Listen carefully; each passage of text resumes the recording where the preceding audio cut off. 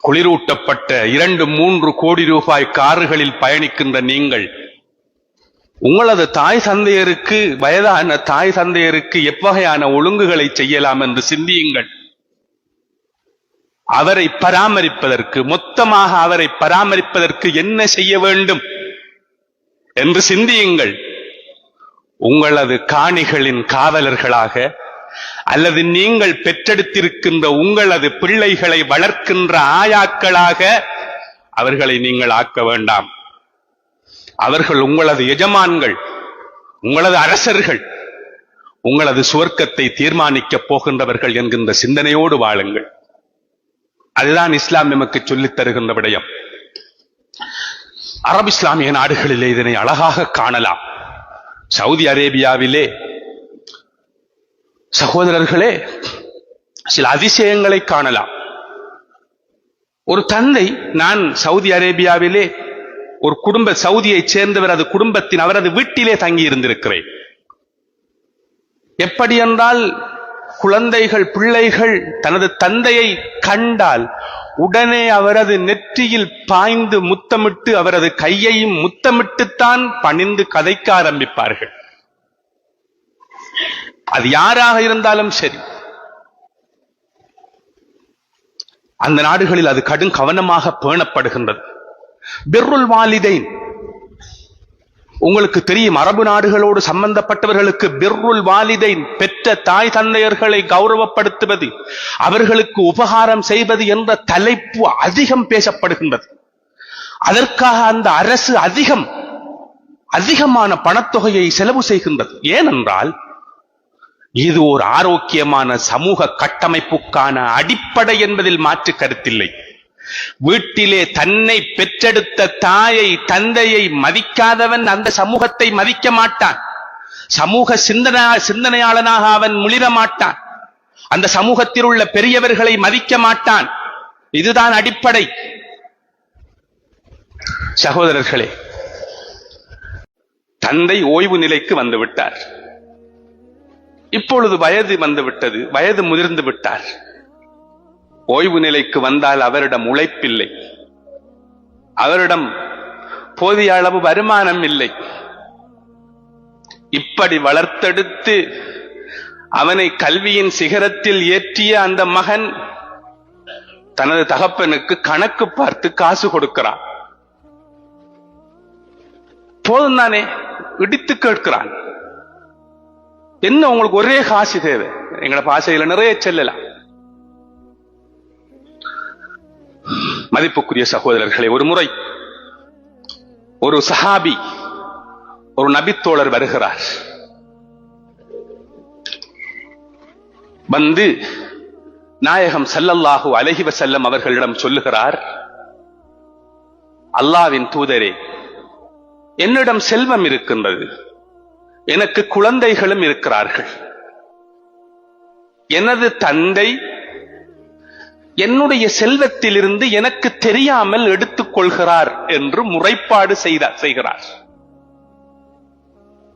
அப்பொழுது நாயகம் ஸல்லல்லாஹு அலைஹி வஸல்லம் அவர்கள் அவருக்கு சொன்ன பதில் இதுதான். மெசேஜ், மிக கவனமாக சிந்தியுங்கள். நாயகம் ஸல்லல்லாஹு அலைஹி வஸல்லம் அவர்கள் என்ன தெரியுமா சொன்னார்கள்? நீயும் உனது செல்வமும் உனது தந்தைக்கு சொந்தம் என்று சொன்னார்கள்.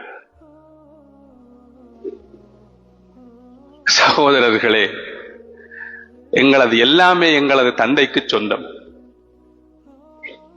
எனவே தந்தை என்றால் யார், அவர் இருக்க வேண்டிய இடம் என்ன, அவரை எந்த இடத்தில் வைத்திருக்கின்றோம் என்று சிந்தியுங்கள். பல தந்தையர்கள் மௌனமாகிவிட்டார்கள். பலரை சந்திக்க கிடைத்திருக்கின்றது.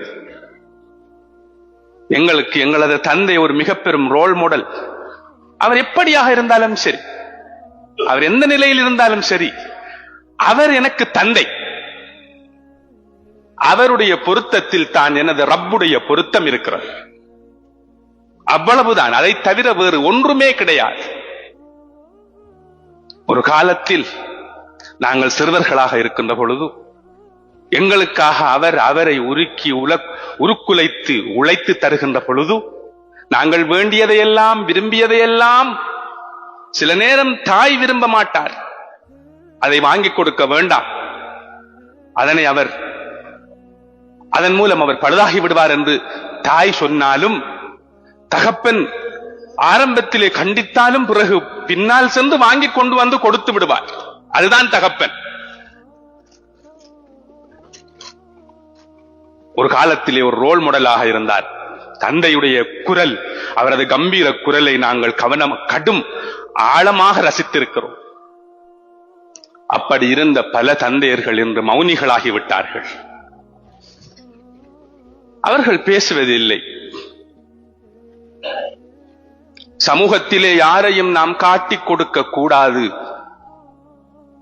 நம்மளது குடும்ப பிரச்சினை, வீட்டு பிரச்சினை வெளியில் வரக்கூடாது என்பதற்காக பல விடயங்களை தங்களது ஆழ் மனதிற்குள் போட்டு புதைத்துக் கொண்டு மௌனிகளாகவே பயணித்துக் கொண்டிருக்கிறார்கள். மதிப்புக்குரிய சகோதரர்களே, மத்திய கிழக்கு நாடுகளிலே மிக பெரும் செல்வந்தர்களாக நல்ல ஊதியத்தோடு அழகாக வாழ்கின்ற நீங்கள், குளிரூட்டப்பட்ட 2-3 கோடி ரூபாய் கார்களில் பயணிக்கின்ற நீங்கள், உங்களது தாய் தந்தையருக்கு, வயதான தாய் தந்தையருக்கு எவ்வகையான ஒழுங்குகளை செய்யலாம் என்று சிந்தியுங்கள்.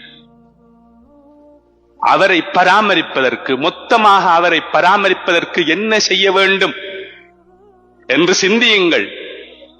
உங்களது காணிகளின் காவலர்களாக அல்லது நீங்கள் பெற்றெடுத்திருக்கின்ற உங்களது பிள்ளைகளை வளர்க்கின்ற ஆயாக்களாக அவர்களை நீங்கள் ஆக்க வேண்டாம்.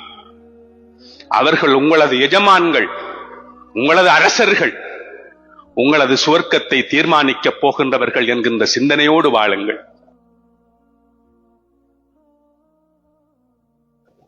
ஒரு மனிதன் இந்த உலகத்திலே செய்கின்ற நன்மைகளுள் மிக பெரும் நன்மை, மிக பெரும் பேருபகாரம் என்ன தெரியுமா?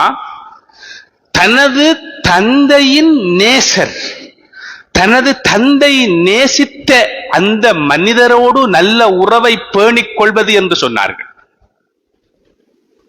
தனது தந்தையின் நண்பர், தனது தந்தையால் நேசிக்கப்பட்ட ஒரு மனிதனை நான் காண்கின்ற பொழுது எனது தந்தைக்கான மரியாதையையும் அவருக்கு செலுத்தி அவரோடு நல்லுறவை பேணிக்கொள், இது மிக பெரும் பேருபகாரம், மிக பெரும் நன்மை என்று இஸ்லாம் அடையாளப்படுத்தி இருக்கின்றது. இந்த உலகத்திலே நாங்கள் எங்களது தந்தைக்கு பட்டிருக்கின்ற கடனை ஒரு பொழுதும் அடைக்க முடியாது. அதனை ஒரு வகையில் தான் அடைக்கலாம்.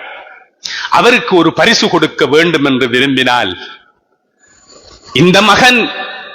இந்த மகனை பெற்ற தந்தை எப்பேறு பெற்றவரோ இப்படியான ஒரு மகனை பெற்றிருக்கின்றாரே என்று மனிதர்கள் உளப்பூர்வமாக உளம் கனிந்து அந்த தகப்பனை மெச்சுகின்ற அளவு ஒரு மகன் நடந்து கொள்வதுதான் அந்த தந்தைக்கு இந்த உலகத்தில் ஒரு மனிதன் கொடுக்கின்ற பரிசு.